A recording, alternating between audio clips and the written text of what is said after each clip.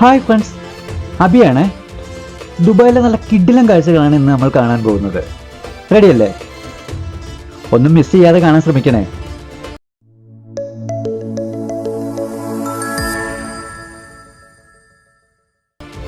Breakfast കഴിച്ചിട്ടാവാൻ തുടക്കം. ദുബായിലെ ഏറ്റവും നല്ല എമറാത്തി അറേബ്യൻ ഡിഷസ് ലഭിക്കുന്ന റെസ്റ്റോറൻറ്റുകളിലൊന്നായ Arabian tea house കഫേയാണിത്. Al Fahidi historical ഏരിയയിലാണ് ഇതുള്ളത്. നല്ല തിരക്കുള്ളതുകൊണ്ട് ടോക്കൺ എടുത്ത് ക്യൂ നിന്ന് വേണം അകത്ത് കയറാൻ.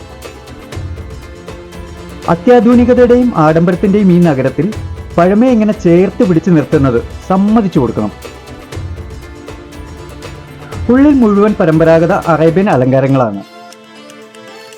വെള്ളയിലും നീലയിലുമുള്ള ഫർണിച്ചറുകൾ തുടങ്ങിയെല്ലാം നമുക്ക് വേറിട്ടൊരു അനുഭവം തന്നെ സമ്മാനിക്കും.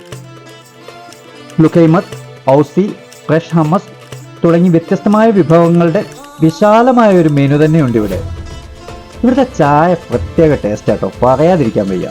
അറേബ്യൻ ടീ ഹൗസ് കഫേ ഒരു റെസ്റ്റോറൻറ്റ് മാത്രമല്ല, ഇതൊരു കൾച്ചറൽ എക്സ്പീരിയൻസ് കൂടിയാണ്.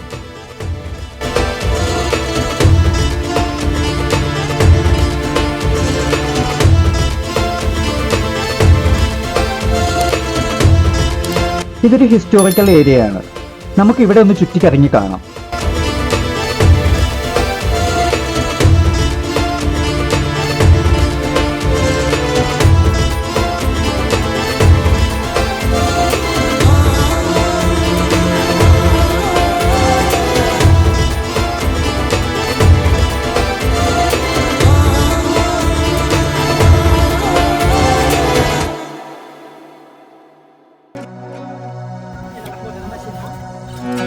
ഷാളുകളും മറ്റും നെയ്യുന്നത് കാണാൻ തന്നെ നല്ല രസാട്ടോ.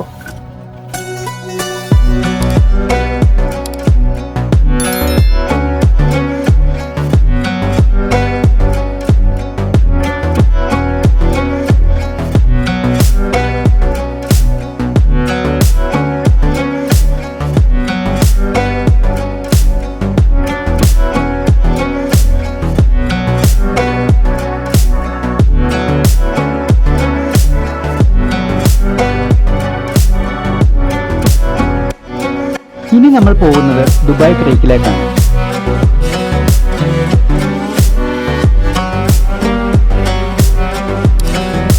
ദുബായ് ഓൾഡ് സൂക്കിൽ നമ്മൾ എത്തുമ്പോൾ ഒരു ടൈം മെഷീനിൽ കയറി പഴയ കാലത്തിലേക്ക് എത്തിപ്പെട്ടതുപോലെയാണ് എനിക്ക് തോന്നിയത്. ആളുകൾ ഒഴിച്ച് ബാക്കി എല്ലാം പഴയ കാലത്തുള്ളത് തന്നെ.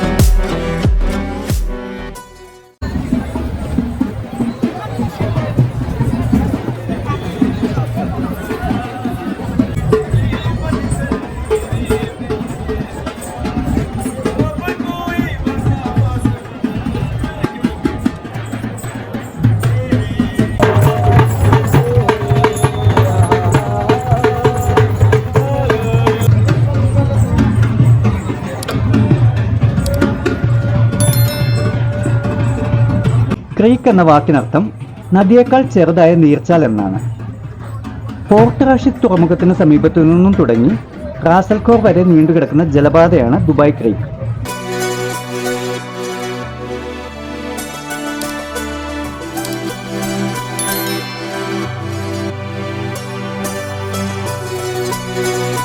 ലണ്ടൻ നഗരത്തിന് തേംസ് നദിയും, കെയ്റോ നഗരത്തിന് നൈൽ നദിയും, പാരീസിന് സെയിൽ നദിയും പോലെ ദുബായ് നഗരത്തിന്റെ വാണിജ്യ വ്യവസായ വളർച്ചയിൽ പ്രധാന പങ്കുവഹിച്ച ഒരു ജലപാതയാണ് ദുബായ് ക്രീക്ക്.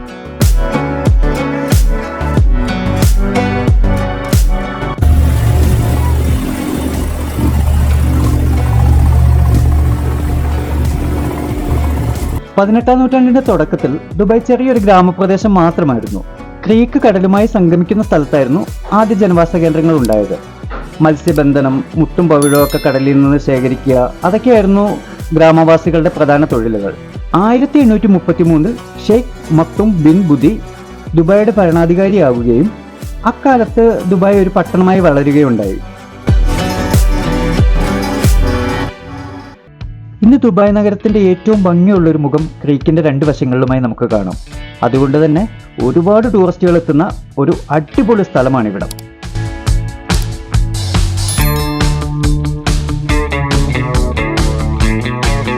ഈ കാണുന്നതാണ് സ്കൈവ്യൂസ് ദുബായ് ഒബ്സർവേറ്ററി. ഒരു കപ്പലിന്റെ ആകൃതിയിലാണ് ഈ കെട്ടിടം നിർമ്മിച്ചിട്ടുള്ളത്.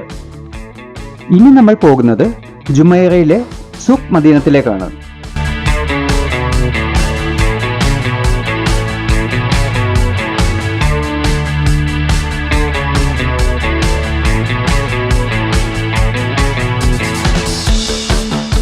ചാനൽ ഇഷ്ടപ്പെട്ടെങ്കിൽ ഒന്ന് സബ്സ്ക്രൈബ് ചെയ്യണേ. കൂട്ടത്തിൽ ആ ബെല്ലൈക്കൺ കൂടി ഒന്ന് അമർത്തിയാൽ ഹാപ്പിയായി. അതുപോലെ മടിക്കാതെ ലൈക്കും കമൻറ്റും ഷെയറും ഒക്കെ ചെയ്ത് ഒന്ന് സപ്പോർട്ട് ചെയ്യുകയാണെങ്കിൽ എനിക്ക് മുന്നോട്ട് പോകാൻ ഒരു പ്രചോദനമാകുമായിരുന്നു.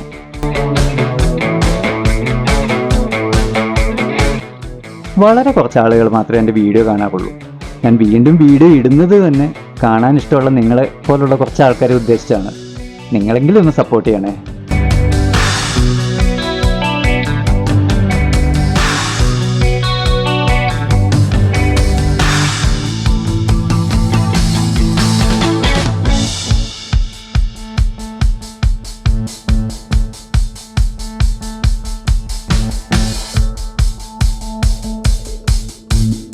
അതാണ് ലോകത്തിലെ ഏക 7 സ്റ്റാർ ഹോട്ടൽ എന്ന് അവകാശപ്പെടുന്ന Burj Al Arab.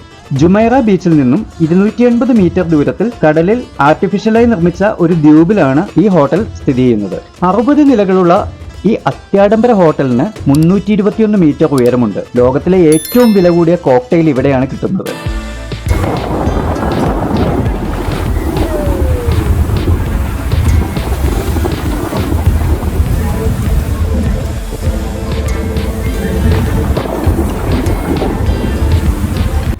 Down town Dubai ഡെവലപ്മെന്റിന്റെ മധ്യഭാഗത്തായി 30 ഏക്കർ വിസ്തൃതിയിൽ നിർമ്മിച്ചിട്ടുള്ള ആർട്ടിഫിഷ്യൽ ലേക്കാണ് ബുർജ് ഖലീഫ ലേക്ക്.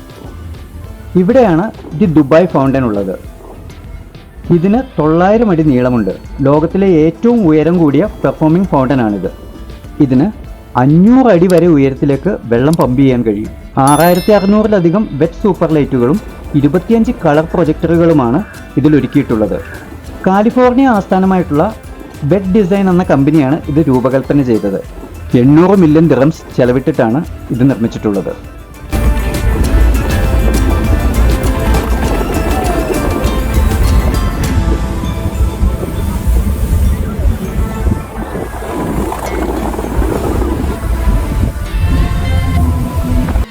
ബുർജ് ഖലീഫയെ പറ്റി ഞാൻ പറയേണ്ടതില്ലല്ലോ, നിങ്ങൾക്ക് എല്ലാ കാര്യങ്ങളും നന്നായിട്ട് അറിയാം. എന്നാലും കുറച്ച് കാര്യങ്ങൾ. 2004 സെപ്റ്റംബർ 21 നിർമ്മാണം തുടങ്ങിയ ബുർജ് ഖലീഫയുടെ ആദ്യത്തെ പേര് ബുർജ് ദുബായ് എന്നായിരുന്നു. 2010 ജനുവരി 4-നാണ് ബുർജ് ഖലീഫ ഉദ്ഘാടനം ചെയ്തത്. 160 നിലകളും 828 മീറ്റർ ഉയരവുമുള്ള ഇതാണ് ഭൂമിയിലെ ഏറ്റവും ഉയരം കൂടിയ മനുഷ്യനിർമ്മിതി. ഏതാണ്ട് 95 കിലോമീറ്റർ അകലെ നിന്ന് വരെ ബുർജ് ഖലീഫ കാണാൻ സാധിക്കും. അഡ്രിയാൻ സ്മിത്ത് ആണ് ഇതിന്റെ ശില്പി. ഇതിന്റെ നിർമ്മാണ ചെലവ് $1.5 ബില്യൺ ആണ്. 8 മാസം സമയമെടുത്താണ് ഇതിന്റെ ഫൗണ്ടേഷൻ നിർമ്മിച്ചിട്ടുള്ളത്. മേൽമണ്ണ് 50 മുതൽ 60 മീറ്റർ വരെ താഴ്ചയിൽ നീക്കി അവിടെ നിന്നും താഴേക്ക് 1.5 മീറ്റർ വ്യാസവും 47 മീറ്റർ നീളവുമുള്ള 192 കോൺക്രീറ്റ് പൈലുകൾ നിർമ്മിച്ച് അതിനു മുകളിൽ 30 മീറ്റർ കനത്തിൽ കോൺക്രീറ്റ് റീഇൻഫോഴ്സ്ഡ് സ്ലാബ് ഉറപ്പിച്ചാണ് അടിത്തറ നിർമ്മിച്ചിരിക്കുന്നത്. ഫൗണ്ടേഷന്റെ ആകെ ഭാരം 1,10,000 ടണ്ണാണ്. 156 നിലകൾ വരെ കോൺക്രീറ്റിൽ നിർമ്മിച്ചിരിക്കുന്ന കെട്ടിടത്തിന്റെ ബാക്കി 4 നിലകളും അതിനു മുകളിലേക്കുള്ള ഭാഗവും സ്ട്രക്ചറൽ സ്റ്റീൽ ഉപയോഗിച്ചാണ് നിർമ്മിച്ചിരിക്കുന്നത്. മുകളിലേക്ക് ഉയർന്നു പോകുന്ന ഒരു വിർച്വൽ സിറ്റി തന്നെയാണ് ശരിക്കും ബുർജ് ഖലീഫ. ഹോട്ടലുകൾ, റെസ്റ്റോറന്റുകൾ, 1000-ഓളം ലക്ഷറി റെസിഡൻഷ്യൽ അപ്പാർട്ട്മെന്റുകൾ, ഓഫീസുകൾ, റീക്രിയേഷൻ സൗകര്യങ്ങൾ തുടങ്ങി ഒരു ആധുനിക നഗരത്തിന് വേണ്ടതെല്ലാം ഈ പടുകൂറ്റൻ നിർമ്മിതിക്കുള്ളിൽ ഉണ്ട്. ഒരുപാട് റെക്കോർഡുകൾ ബുർജ് ഖലീഫയ്ക്ക് സ്വന്തമായിട്ടുണ്ട്. ഏറ്റവും ഉയരം കൂടിയ ഒബ്സർവേഷൻ ഡെക്ക്, ഏറ്റവും ഉയരം കൂടിയ റെസിഡൻഷ്യൽ ഫ്ളാറ്റുകൾ, 76ാമത്തെ നിലയിലെ സ്വിമ്മിംഗ് പൂൾ തുടങ്ങി ഒട്ടനവധി റെക്കോർഡുകൾക്കുടമയാണ് ബുർജ് ഖലീഫ. അല്ലെങ്കിലേ നമ്മുടെ ചാനൽ കാണാൻ ആളില്ല. ഇനി ഞാൻ വലിയ കണക്കൊക്കെ പറഞ്ഞിട്ട് ഉള്ളവരും കൂടി ഇട്ടിട്ട് പോകുമാവോ? അതുകൊണ്ട് തൽക്കാലം നിർത്താം.